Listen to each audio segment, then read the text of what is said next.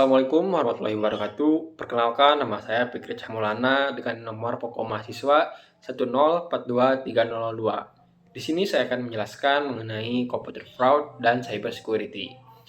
Computer fraud atau kecurangan penipuan adalah suatu tindakan yang digunakan oleh seseorang untuk menimbulkan ketidakadilan atau kerugian bagi pihak lain. Contohnya berupa penyalahgunaan aset, kecurangan dalam pelaporan keuangan, dan lain sebagainya. Nah, kemudian ada penyebab dari terjadinya adanya kecurangan tersebut yang dikategorikan sebagai segitiga fraud. Yang pertama adalah dari sistem tekanan, misalnya tekanan keluarga atau ketidakstabilan emosi dan macam sebagainya. Kemudian selanjutnya adalah yakni kondisi yang memungkinkan seseorang untuk melakukan suatu kecurangan, di mana ini sangat berpengaruh. Kemudian ada juga rasional, yakni membuat mereka merasa perilaku ilegal menjadi sesuatu yang benar. Nah, di dalam klasifikasi kecurangan atau penipuan, komputer terbagi menjadi input fraud, processor fraud, perintah komputer, data fraud, dan output fraud.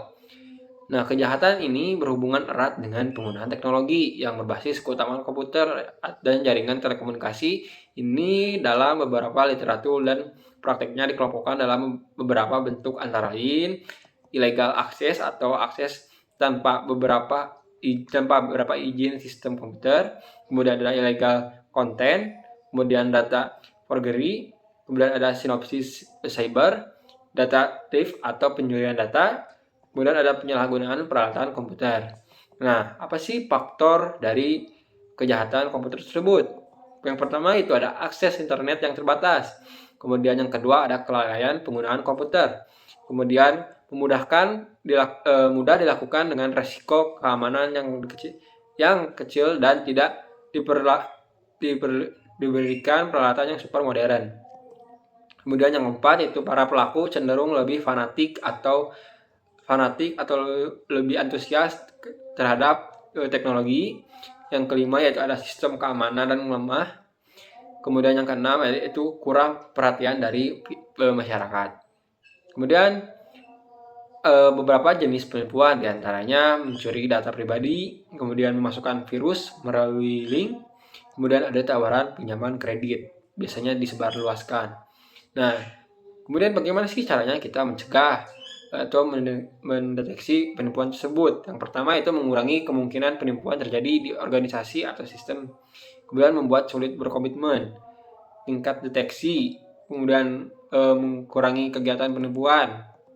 Nah, kemudian ada cyber security, di mana cyber security ini adalah aktivitas yang dilakukan sistem atau seseorang dalam rangka melindungi sistem komputer dari serangan. Nah, biasanya serangan yang tersebut bersifat ilegal.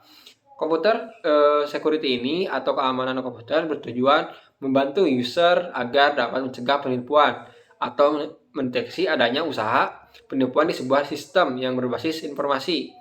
Informasinya sendiri memiliki arti non-fisik. Kemudian ada konsep cyber security, di mana pertama ada kerahasiaan yang dimaksud membatasi akses dan hanya diperuntukkan oleh orang-orang tertentu. Kemudian ada integritas, ketersediaan, dan di mana bermaksud pelanggan kecewa dengan sistem yang perusahaan miliki. Kemudian adalah jenis-jenis cyber security.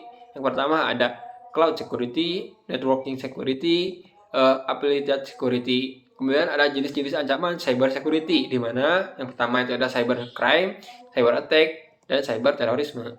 Cyber security pada akuntansi itu ketergantungan yang semakin meningkat dari perusahaan baik publik maupun perusahaan swasta terhadap teknologi, informasi, dan jaringan untuk sistem manajemen keuangan mereka. Semakin meningkatnya kerentangan mereka terhadap ancaman cyber. Mungkin cukup sekian dari video saya. Mohon maaf apabila ada kekurangan. Wassalamualaikum warahmatullahi wabarakatuh.